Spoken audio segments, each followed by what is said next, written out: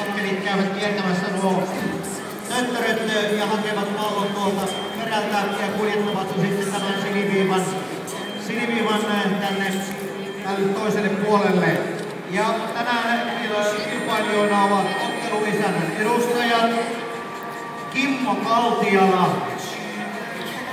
Kimmo on sininen. Ei voi sanoa, että Kimmo seulaa parta. Sillä molemmilla taitaa olla. Ja ajoäly on tämä yritys. Jussi Kuokkanen.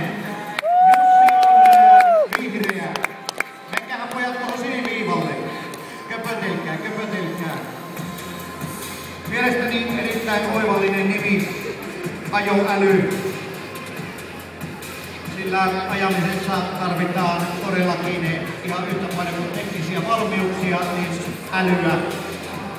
Ja kun älyä käytetään liikenteessä, niin silloin homma on kunnossa. Kun minä lasken 3, niin sen jälkeen lähdetään kiertämään.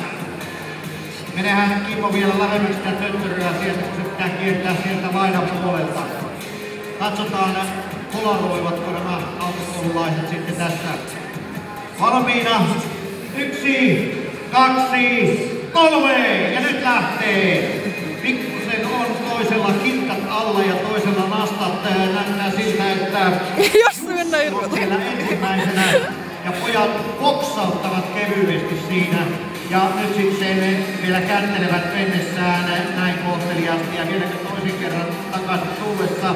Kyllä, näin ajoäly toimii. Ei mitään muuta kuin pikkuinen tervehdys ja nyt lähdetään sitten itse kilpailuun. Kiertäkää hänen pojat töttöröt siitä ja kumpi ensin pallossa kiinni. Näyttäisi, että Jussi viipottaa ensimmäisenä, mutta nyt lähti sladiin niin sanotusti. Älä yritä ottaa sitä syliin. Tappasi kiinni Kimmo, mutta Kimmo ei saanut kiinni sitä ja nyt lähti Jussi tulemaan kuin vihan kostaja. Jalat viipottavat tuolla ja potku. Silläkö tullaan perille? Ai, että ei vielä jäi tuohon odottelemaan Kimmoa. Taitaa olla pojilla nyt sovittu juttu. Käsi kädessä me käymme kohti maalia, mutta nyt täytyy sanoa kyllä, että minä löysin voittajan. Se on nimittäin Jussi. Jussilla on isompi masu. Kiitoksia, annetaan aplodit ajoälyn otteluisännän edustajille ja Jussille palkintoa tuolta pelimiehestä.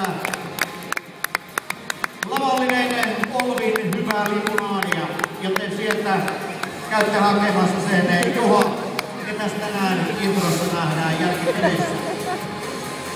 Tänään tehdään syväanalyysiä kaudesta valmentajien kanssa. Taas Impi ja Hirvosen Sami on vieraana ja vähän ruoditaan tätä puolivälin krouvia sitten poikien kanssa.